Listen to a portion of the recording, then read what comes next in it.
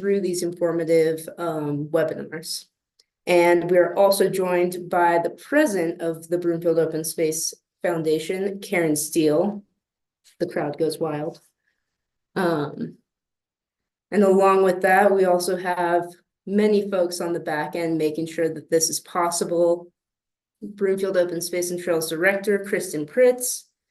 We also have our admin analyst, Beverly Burbach, making sure things are going well on the back end, and Curtis McGriff on IT, who's running all of our streams with YouTube, and we'll be recording this so we can share with you all later. So Kate's talk tonight is going to take us to grasslands across the world. We're going to delve into Denver Zoo's collaborative work with Denver Mountain Parks and their work restoring grasslands at Daniels Park, which is in Douglas County. And we're also going to learn about why we want to conserve grasslands in Colorado and how community engagement really matters in achieving those goals. And before I toss it away to Kate, our last little housekeeping note for tonight, we have a little Q&A box in the bottom. We're going to answer all of our questions at the end. So if you have any questions as we're going through this, feel free to pop them in that Q&A section at the bottom. And I'll let you take it away, Kate. Great. Thank you so much, Chloe. And thanks to all of you for being here this evening. My name's Kate Wilkins. My pronouns are she, her, and I'm super excited to talk to you all this evening, not only about grasslands, but also the work that Denver Zoo is doing to help restore them across the state of Colorado. And I would like to first acknowledge that the grasslands we work to restore are on the ancestral homelands of the Cheyenne, Arapaho, Ute, Oceti Sakowin, and the Lipan Apache. So grasslands cover 40% of the land on Earth and are found on every continent except Antarctica. So this evening, to start off, we're going to go on a journey to explore why these grasslands around the world are so amazing. And we're going to start in the African savanna, which is where our story as humans began. So there's overwhelming scientific evidence that without grasslands, we literally might not exist as humans. So scientists figured this out by analyzing isotopes from ancient soils to measure prehistoric plant cover, and found from these soil analyses that grassy savannas with sparse tree cover prevailed at most East African sites where human ancestors evolved during the past 6 million years. And these immense grasslands continue to support the people and wildlife living there, including vast herds of around 2 million wildebeest that create one of the largest mammal migrations on Earth. Next, we're going to explore the spectacular grasslands spanning the Asian continent. And the steppes of Mongolia are actually around 10 times larger than the African Serengeti, making it the world's largest intact grassland, and thus it has the best chances of resisting climate-related impacts such as drought and fire. And this means that diverse flora and fauna and human livelihoods can continue to thrive across this landscape. I would also like to point out that India has really robust grasslands as well, and these offer habitat to various wildlife species such as the greater one-horned rhinoceros that's pictured here at the Kaziranga National Park, which also happens to be a UNESCO World Heritage Site. And the grasses here can grow as high as 16 to 20 feet tall. Next, we'll explore the pampas grasslands of South America, and these also support super diverse wildlife, including unique species such as rheas, which are the flightless bird depicted here, that naturally occur only in South America. So they are endemic to South America and live primarily in these pampas grasslands. Another interesting fact about the Pampas is that the word Pampas comes from a Quechua word meaning flat surface or flat unbounded plain. And this was originally spoken by the Incas and is the most widespread native language in South America, spoken by 12 million people in different regions of Peru, Ecuador, Chile, Colombia, Argentina, and Bolivia. And the rich, fertile soils across the Pampas provide nutrient-rich forage for wildlife and also help to support human livelihoods. The grasslands in Europe happen to be some of the most diverse ecosystems across the continent, with nearly half of Europe's endemic species, or again, those species that are only found in Europe, relying on these habitats, which are maintained through human activities such as cutting and livestock grazing.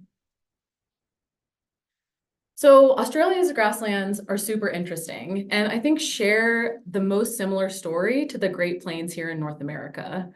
And in the last 200 years, unfortunately, Australia has lost more mammalian species than anywhere else in the world. They've lost around 30 species since European settlement, and 21% are now critically threatened. And the wisdom and history of how these grasslands evolved with Indigenous Australian interventions was lost amid European settlement. And there's finally been some recognition for the need to collaborate with Indigenous Australians to restore these landscapes with tools such as fire. Another thing of note is that Australia's northern grasslands host around 110 native mammal species, which is about a third of the mammal species in all of Australia. And these grasslands in the north also are home to approximately 40% of all of the reptile species in Australia. And that brings us to the truly amazing Great Plains of North America.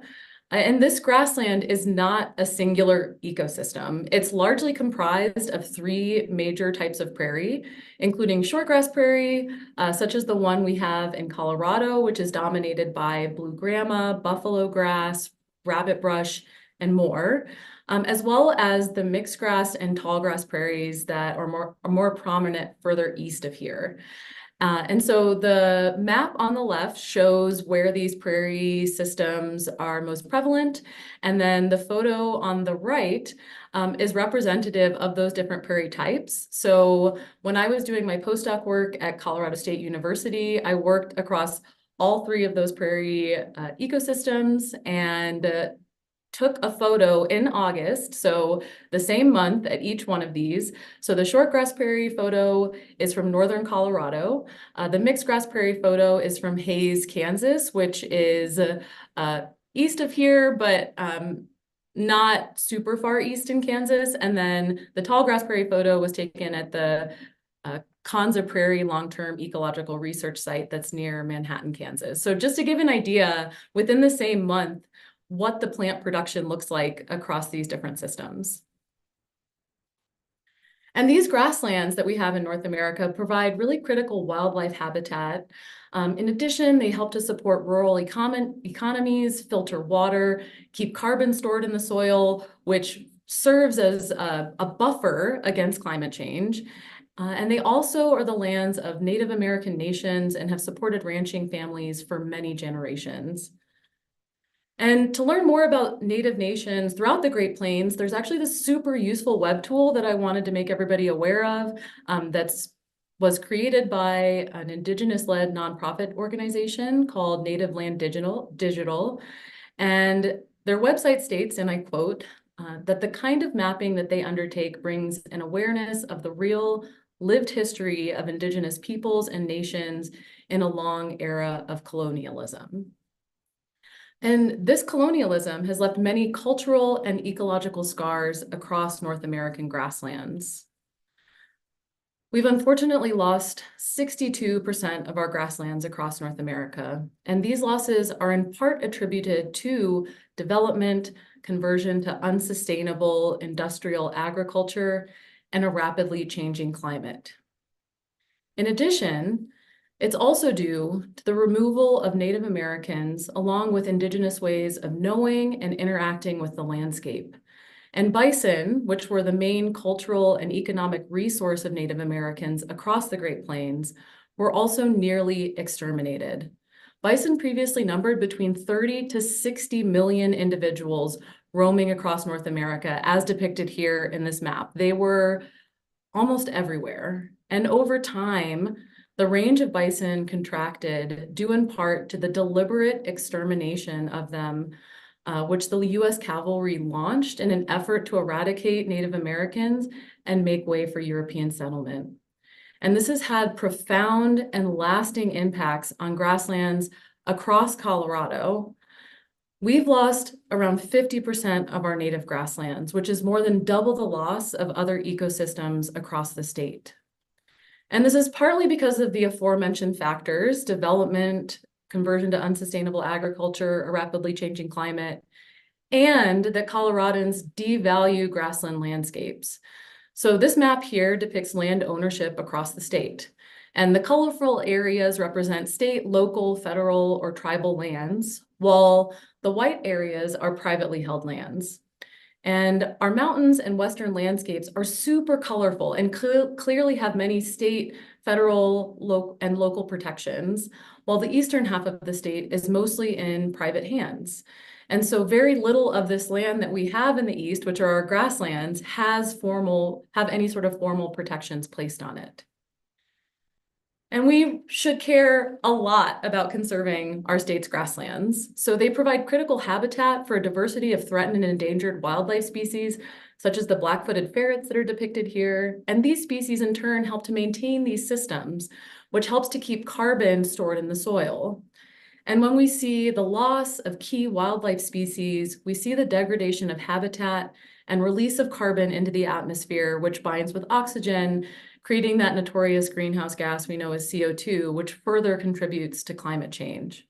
And so that's why Denver Zoo's Field Conservation Department is working really hard to create self-sustaining, climate-resilient, intact grassland habitats with functioning ecosystem processes. And I'd really love to share more with you all now how we're doing that. So we're going to dive in now to some of Denver Zoo's collaborative grassland restoration work. And it all begins with bison. And so I just want to have a quick aside about bison and buffalo, because I get asked this question a lot. And here in North America, it's totally acceptable to call our large native grazers bison or buffalo. That's fine. And technically speaking, bison only occur here in North America and in parts of Europe, mainly some old growth forests in Poland. And buffalo are found in Asia, such as water buffalo, and sub-Saharan Africa, such as the Cape buffalo. And again, you're perfectly welcome to say bison or buffalo when you're talking about the large native grazers we have here. And these bison or buffalo are really critical for grassland and human health. So bison help to diversify plant species, which attracts different pollinators. Bison can also help to mitigate fire risk by reducing the cover of woody plants.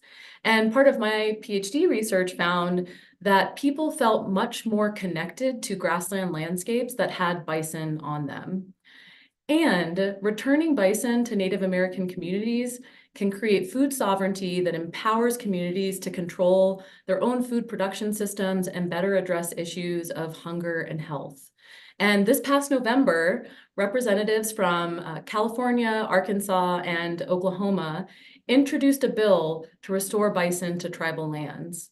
So due to all these benefits of bison, we're super lucky to have herds that are so close to Denver and the Denver metro, and are within the Denver metro area at Daniels Park and Genesee Park. So now we'll go over a little bit of that history, like how did they get here? And Denver Zoo is very much a part of that history. So more than 100 years ago, in the early 1900s, Denver Zoo brought bison to the zoo from Yellowstone National Park. And these bison were then reintroduced to Denver Mountain Parks at Genesee Park in 1914 and Daniels Park in 1938.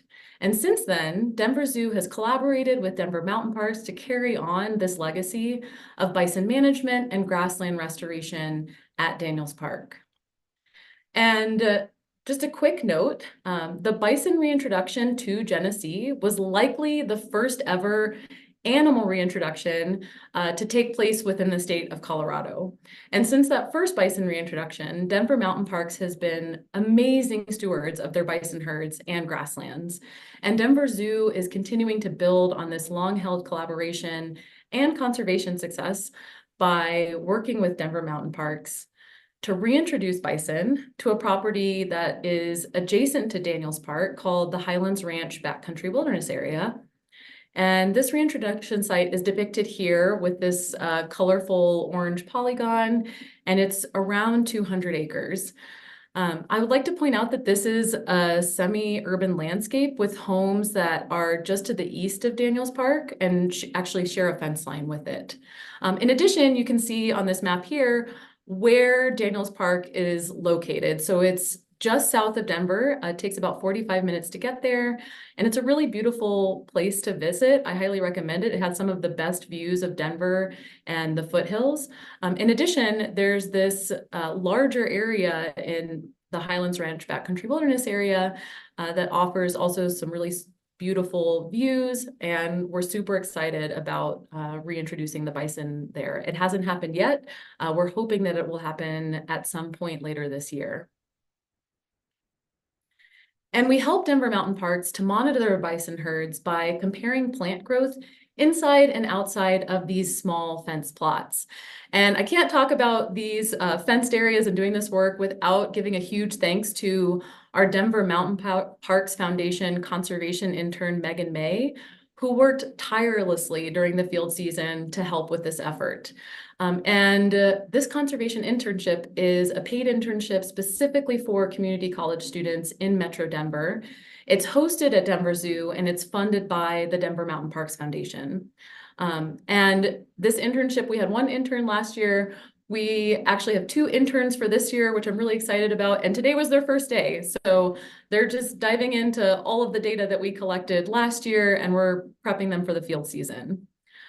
So we're looking at the difference in plant growth inside of these small fence plots and then also outside to help us determine how many bison the land can support. And these estimates that we make help Denver Mountain Parks and the city of Denver decide how many bison to transfer to tribes each year. So the picture on the left is from a bison transfer that took place at Genesee Park last year. And over the last 4 years, the city of Denver has transferred 85 bison to 18 tribes, such as the Southern Cheyenne, Southern Arapaho, Northern Arapaho, Eastern Shoshone, Yuchi tribe, and the Tallbull Memorial Council, just to give a few examples. And the reintroduction of bison that I was just talking about, that reintroduction that's going to take place later this year to Highlands Ranch Backcountry Wilderness Area, may mean that the size of these transfers can increase in the future. In addition to the bison management that we're helping out with, we also collaborate to reduce the prevalence of introduced invasive species such as cheatgrass, which is depicted in the top photo on the left, and yellow alyssum, which is the bottom photo on the left. It's a little yellow mustard plant. And these are widespread at Daniels Park. You can't walk through a space without encountering them. And the map to the right shows the percent cover of these invasive plants across the east pasture at Daniels. The white areas indicate that there were just a few invasives, and the more orange and red those colors get, the higher percent cover there were of those invasive species. And in protected areas, invasive plants are one of the main threats to biodiversity. And thus, we're using a restoration herbicide to try to mitigate the coverage of these plants. And I would like to point out what that looks like when we use that restoration herbicide. So this photo highlighted here demonstrates that. On the left of this photo, to the left of that like kind of stark line that you see, all of that yellow is that invasive yellow alyssum.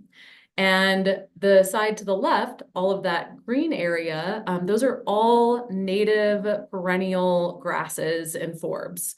And that area was treated with this restoration herbicide. And so we see this really dramatic difference when we use it, such that introduced invasive plants are reduced by 99.6% when we apply this herbicide. In addition, I would also like to say that not all invasive species are introduced. We're also working to minimize the cover of gamble oak, which is a native species that has increased in coverage by around 21% over the last 100 years. And while it does help to provide habitat, it's also encroached on really critical grassland habitat, and it's also increasing fire risk for those communities that live near the park. We also have engaged in some native plant restoration through some reseeding efforts in a fairly denuded prairie dog colony, which is still currently active. And we're monitoring the seed germination and plant growth using these fenced plots. So some of these plots exclude bison and prairie dogs. Some of them just exclude bison, and other ones are open plots that bison and prairie dogs can move through and graze. And yeah, so we're trying to see how we can potentially help restore these areas through a native seed mixture. And this native plant reseeding also complements our other efforts to mitigate erosion by building rock structures that are an indigenous technology from the southwestern United States. And this technology helps to reduce the energy of water as it's flowing across the landscape. And none of this would be possible without the help of people. And we can implement this restoration work, such as building 100 structures over the past 2 years, thanks to our dedicated staff, collaborators, 600 plus volunteers that we've hosted at Daniels Park since 2022. And our volunteers include middle school students, undergraduate and graduate students, and corporate volunteers. And the groups that we host at Daniels also offer a chance for us to spread conservation messages across different audiences. So in summary, we're collaborating with Denver Mountain Parks to help restore the grasslands at Daniels Park through bison management, invasive plant control, gamble oak removal, native plant restoration, erosion mitigation, and that community engagement combined with conservation education. And really central to our grassland restoration efforts are our community volunteers. And we see Daniels as a living classroom and laboratory that we can use to help educate the next generation of conservation practitioners. And we'll continue implementing this work over the next few years, thanks in part to funding from the National Fish and Wildlife Foundation, and of course, because of the support that we have with Denver Zoo. So hopefully I've spurred maybe a little bit more curiosity about Colorado's grasslands and grasslands globally, and helped to convey their importance.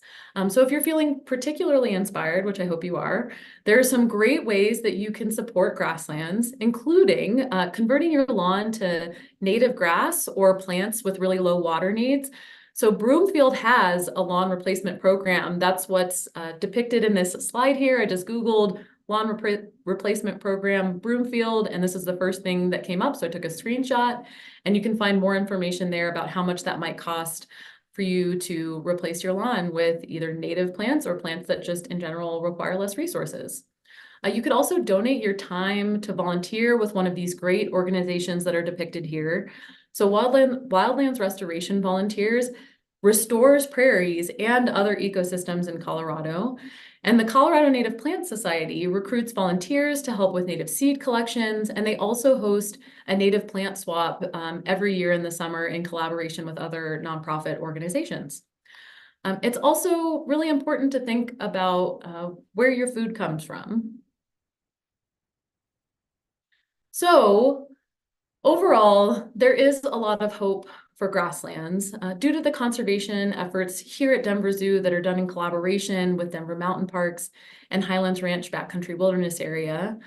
There are also countless people and organizations that have dedicated time and funding to help grasslands. And the people listening to this talk, you all, can play a key role in conserving and restoring these truly amazing and diverse ecosystems. So I'd like to acknowledge our collaborators and funders, which include Denver Mountain Parks, Denver Mountain Parks Foundation, the Sanctuary Golf Course, which has agreed to provide water and access to water for the bison that are being reintroduced to Highlands Ranch Backcountry Wilderness area. And so without the Sanctuary Golf Course, this bison reintroduction wouldn't be possible. So we're super thankful to them.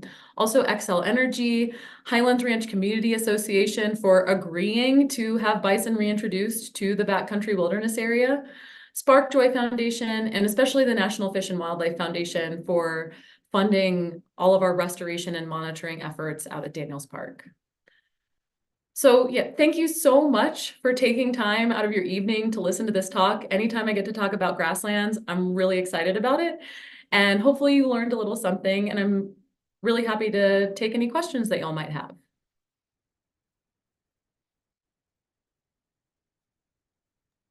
All right, folks. So if you can drop your questions in that Q&A box on the bottom left-hand side, please do. I'll be reading them and sharing them with Kate.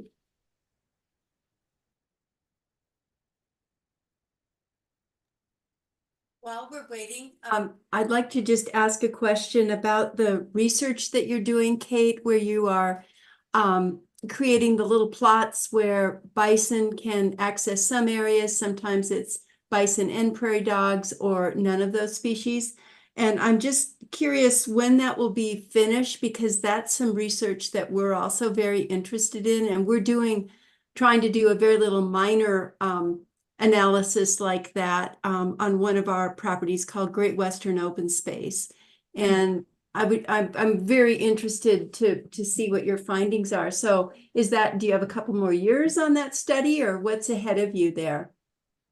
Yeah, we definitely have a few more years. We just set everything up this fall and got everything planted, got all of the exclosures set up. So the exclosures are those little fenced areas. Mm-hmm. And yeah, it'll be a few years before we have any answers. Well, thank you. I think that's going to be helpful to a lot of open space programs. Awesome. And that's our goal. We Yeah. want, and I mentioned this in the talk, we want Daniels Park to be this living laboratory where we can bring land managers and people from the public and school students to learn about all of the ways in which we're working to help restore these grasslands, and what are other small ways that they might be able to help out with that. But just, yeah, trying to be able to find strategies that we can communicate to other landowners that are also trying to restore grasslands. Yeah, that's great. Thank you. Yeah. And Kate, we have a question from the chat, which is, how many bison are there at Genesee? Yeah, so right now I have this written down because I knew somebody was going to ask me this question. So let me just make sure that I get those numbers right. So right now at Genesee, there are around 25 adults and 15 yearlings. And that's around the same number for Daniels Park as well. And the plan this year too is to donate 30 bison or transfer 30 bison this year.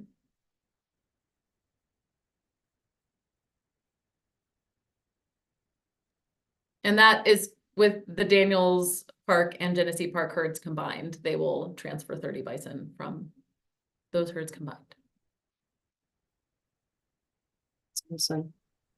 And so speaking of bison, as we have been, how do you manage those bison-human interactions or that interface, especially in such an urban area like Highlands Ranch? Yeah, fences. So at Daniels Park, and I think at Genesee, there's 8-foot fences that keep the bison in and people out. And those seem to be pretty effective. So there's not too much concern. It's not like Yellowstone where there's just free roaming bison and people and there's these chances to get really close. Not that I know of, there hasn't been issues with human wildlife conflict, bison human conflict, at least. There has not been that issue. And so another question from our chat with Highlands Ranch, was there a lot of resistance in trying to relocate bison out there, or sounds like there was some community support with the water rights? Yeah, we definitely got a lot of community support. So a little background, the Sanctuary Golf Course is just south of Daniels. It's essentially adjacent to Highlands Ranch Backcountry Wilderness area, really close to Daniels Park. They're all kind of within the same area. And people were really receptive to the idea of reintroducing bison. And for the golfers too, for the golf course, they will now be able to see bison while they're golfing, which is, I think, was appealing in some ways.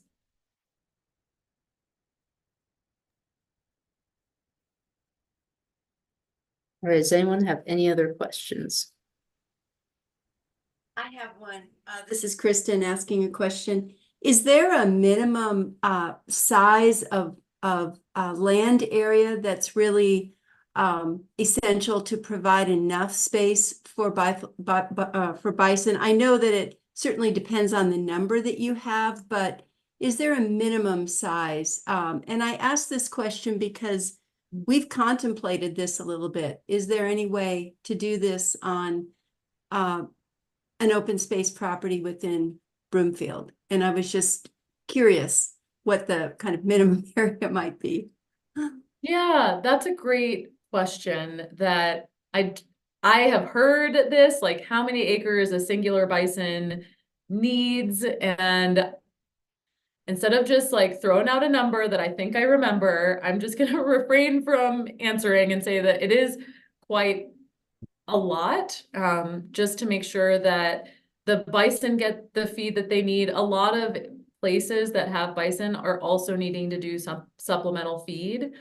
And so that's something to take into consideration, because you want to make sure that not only do the bison have everything that they need for forage, but any other animals that are going through there, like, are there going to be elk and deer, maybe pronghorn? We don't have pronghorn at Daniels Park because it's a little too far into the foothills.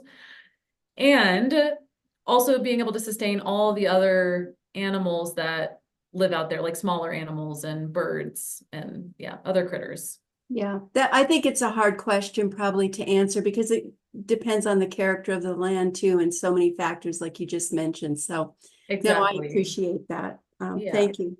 Yeah.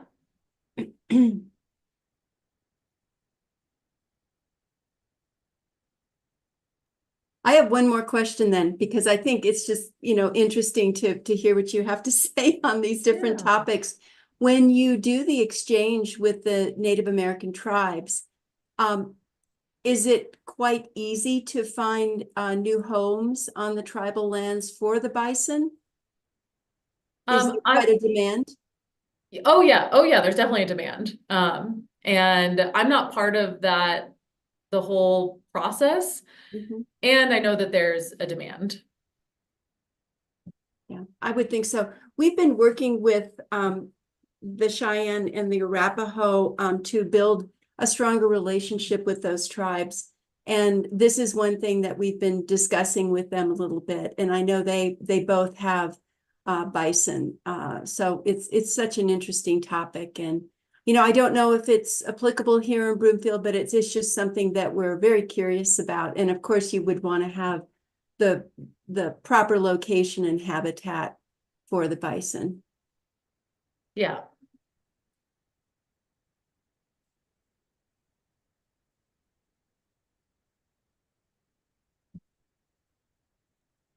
Kate, this is Karen. I am wondering if how much veterinarian needs these bison require, and if so, how do you fund that? Who's your veterinarian? I mean, where do you come up with all that? Yeah, that's such a great question. And for the herds we're working with at Daniels Park and Genesee Park, our veterinarians here at the zoo have actually been super helpful. Anytime there's been an issue, they've been able to help out with that. So they're already funded by the zoo. Another example that I'll give is there's a bison herd at Soapstone Prairie Natural Area up in northern Colorado. And they work really closely with CSU's veterinarians, and like this amazing woman, Dr. Jennifer Barfield, is a veterinarian who essentially like was very instrumental in starting the herd at Soapstone Prairie. And I know that, yeah, they work really closely with CSU's vets to take care of that herd. So I know that there is a need for that.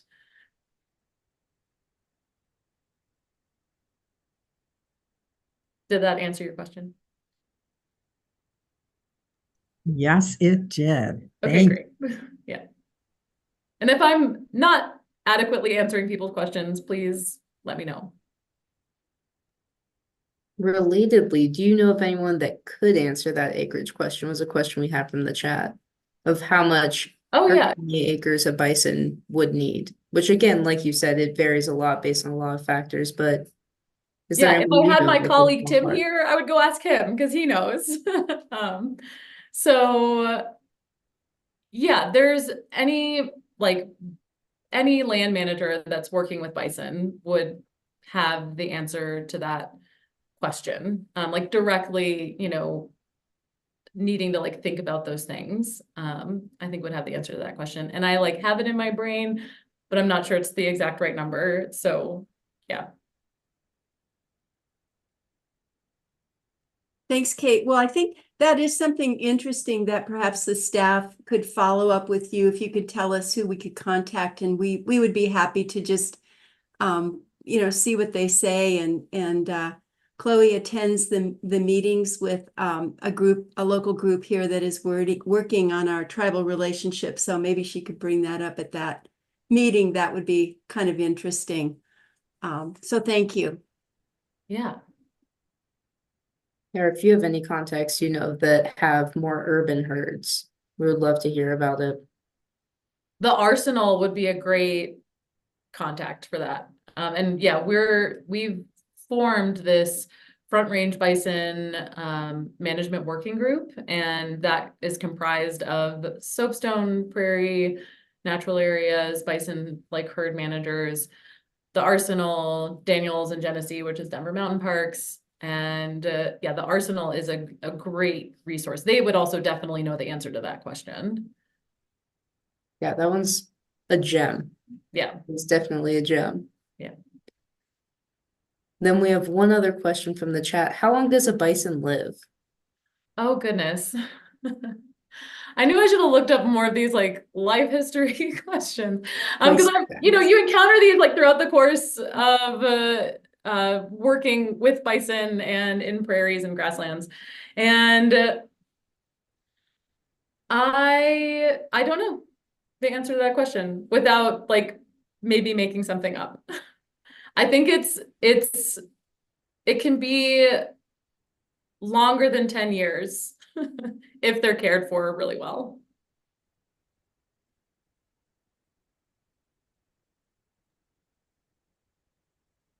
Awesome.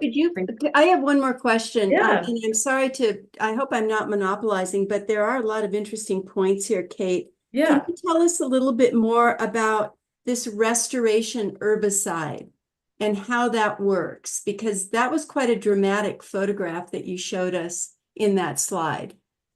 Yeah, absolutely. So the restoration herbicide that we use is called Rejuvra, and it has a fairly high safety profile. Like just thinking about herbicides, it's you can use a very, very small amount of it over like an entire acre, as opposed to like glyphosate, you have to use gallons of it, and glyphosate tends to just be like it's a catch-all. It will like kill everything. Whereas what Rejuvra does, you use a really small amount, and it only prevents seeds from germinating. So annual plants, like a lot of the introduced invasive plants that we have, are mostly annuals, or many of them are, especially the ones that we're most concerned about. So cheatgrass and yellow alyssum are both annuals, which simply means that they have really shallow root structures, and they have to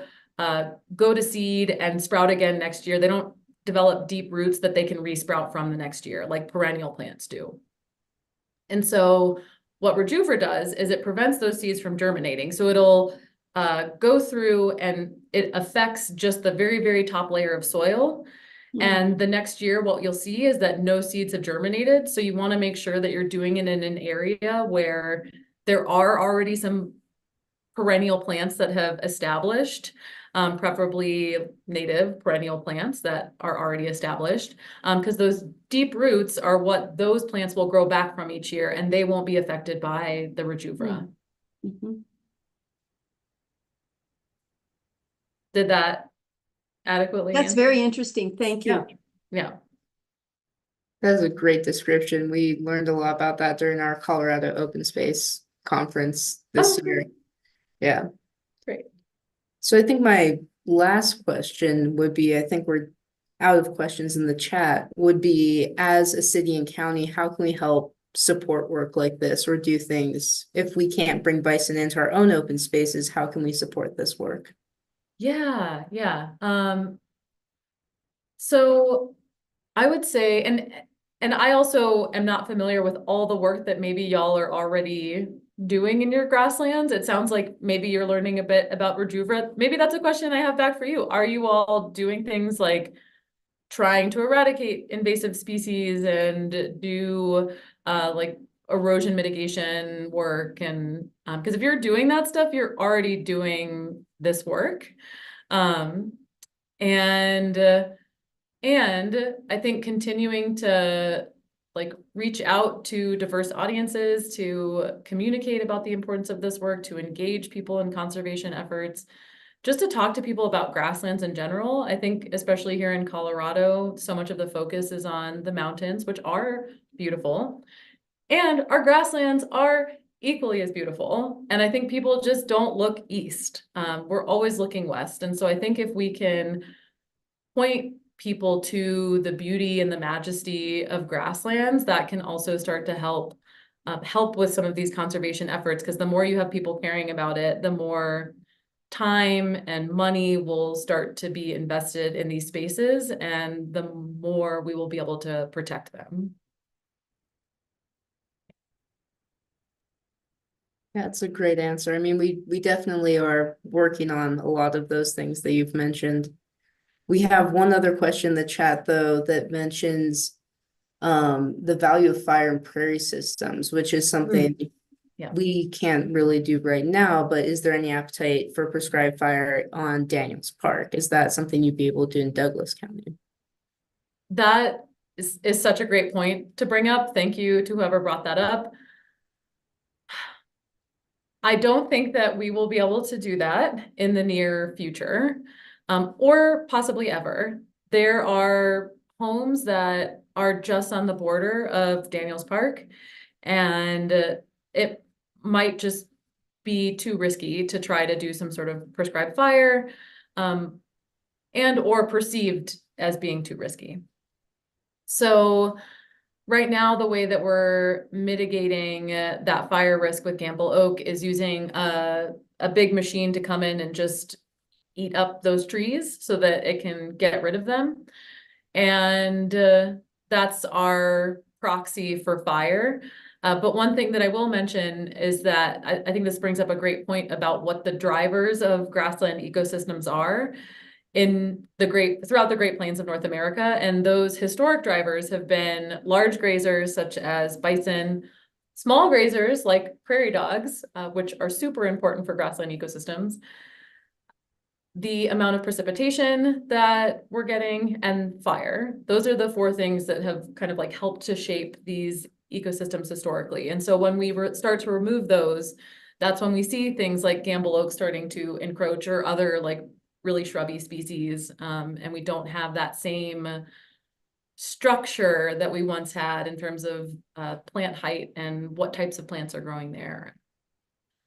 Yeah, fire is super important, and maybe not the most realistic in these semi-urban or even urban grasslands. Chloe, I wanted to just add a little bit more about what's going on in Broomfield with prairie grassland restoration and work. And I know that Jessica Goldstrom is listening to the presentation tonight.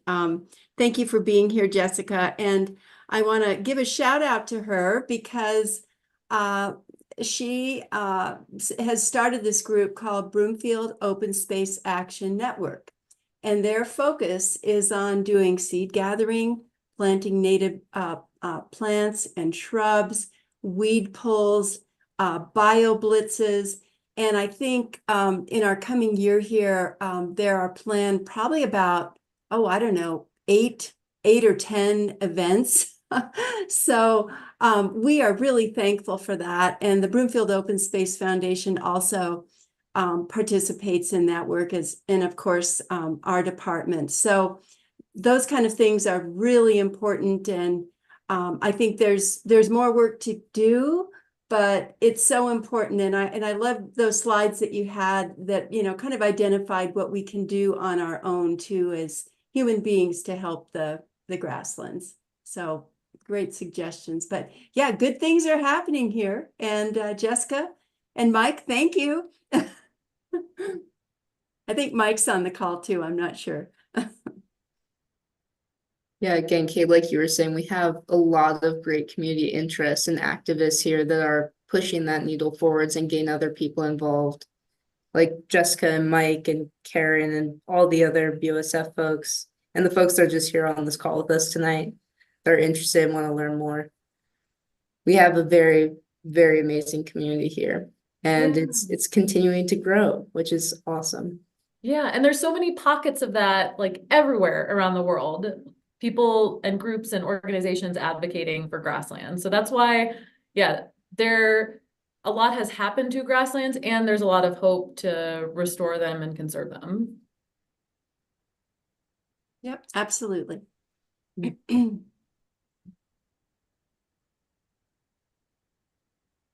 It looks like we've done all the questions in the chat.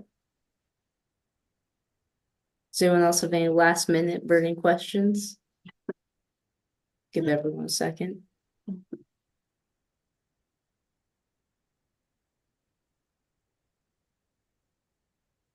So I also, in the meantime, looked up how long bison live.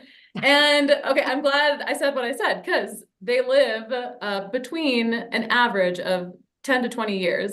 And that's sort of what I had in my mind. And I didn't want to say something and then have it be completely wrong. So I think I said they live more than 10 years, if treated well. So 10 to 20 years is how long a bison lives. Oh, thanks for looking that up. Chloe, Yeah. you want to share your how high does a bison jump question that you put into the newsletter a couple months ago? Because that was shocking to everybody. Oh yeah.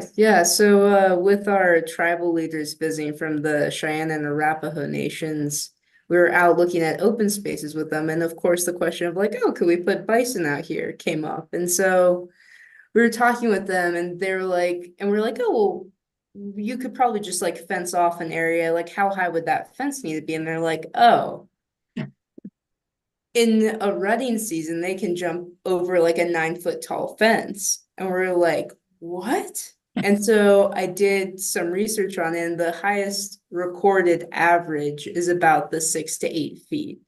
Yeah, it's kind of wild. It's totally wild. We have those 8-foot fences at Daniels, and people think it's a little excessive, and this is why. Because bison can jump really high. They have to be super motivated to do that. If they're like well-fed, everything's great on whatever side of the fence they're on, they're not going to be jumping over that. And they could if they really wanted to. Yeah, bison are just amazing creatures, is everything we've learned about them. They are. They're so amazing. And their calves are the cutest. We have one last question that came in, and that would be, do you see a possibility for free-ranging bison?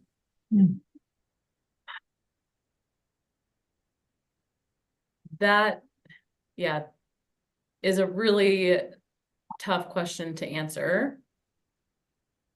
Because I would also want to ask, what do we mean? Free ranging across the entire Great Plains? Probably not. And there are really large herds, one of the largest ones being in Yellowstone, that is technically a free ranging herd of bison. And I think it would take an immense amount of work to try to create something similar in larger areas of the Great Plains. It might be possible. I know that American Prairie Reserve is actively working to do that right now. So that for those of you that aren't familiar with it, it's a preserve in Montana that is buying up land, or at least they're somehow acquiring land around them to try to increase the size of habitat that bison have to roam. And so there are organizations that are doing that. And I don't know how feasible it would be like across multiple states. I think it needs to start kind of on a more local level and try to grow from there.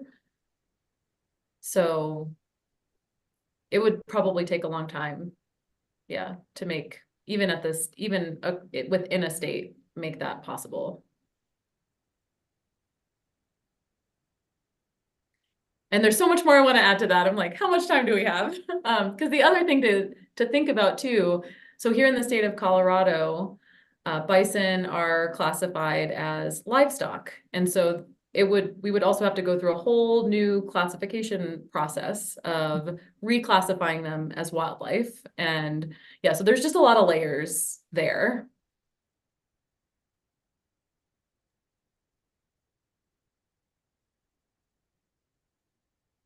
I mean, we all have to have goals, so We all have to have goals. Yeah. something. Yeah. Exactly. Oh, and the other place, because everybody should know about this place, Southern Plains Land Trust is doing something similar to what American Prairie Reserve is doing, but in here in Colorado. So Southern Plains Land Trust is in southeastern Colorado, and they are buying up land as well to restore and preserve grassland, short grass prairie habitat. And they have bison and are trying to like increase the size of their herd through being able to expand the range that they have.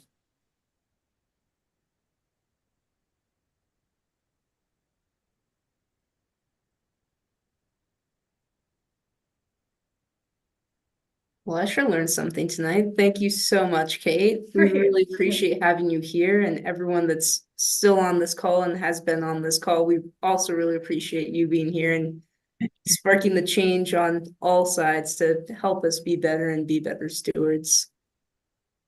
Yeah. Well, I really appreciate the opportunity, and thanks to everyone again for being here this evening. So I'll kind of take it over, Chloe, if that's okay. I just want to thank you again, Kate, and on behalf of Broomfield Open Space Foundation and the Open Space and Trails, we're just, this was just a wonderful presentation, and the foundation would like to present you with a $200 check to give to your charity of your choice. And just know that our deep-hearted gratitude goes to you for sharing this. I remember once upon a time when grasslands were not appreciated and they were not valued other than for farming. And so this surgence, this energy around grasslands is growing in momentum, and it's exciting to see buffalo. I mean, it's just amazing. Daniels Park is a beautiful place. I've been there several times, but now I'm looking forward to going back and seeing bison out there. And that's just a great thrill for everyone, I think, that sees these huge animals roaming around. So thank you so much for that. And thank you for tonight. We appreciate it. And I want to let our audience know that we have another speaker series coming up on April 10th. It will also be virtual. It's about American kestrels, which are just the cutest things. They're the smallest raptors that we have. And we are lucky enough to have Jennifer Redmond on that night. She's going to talk to us about these small birds and everything that goes along with them. So please feel free to join us on April 10th. It's on the Broomfield Open Space Foundation. It will be on Broomfield Open Space Foundation website along with Open Space and Trails website. And you can look for that and join us that night. I think that's all I have to say. If you would like to continue helping the foundation towards other speaker series, please feel free to go to our website and donate to us. So, but it was just a great night, and your pictures are just stunning. So thank you again, Dr. Wilkins. Chloe, is there anything else? I think that's everything from us, Chris, unless you have anything else. No, no, thanks. I'm fine. We're just very appreciative. Thank you. Yeah, and thank you so much for the donation. I really, appreciate that. It's going to make a big difference. Good. That's great.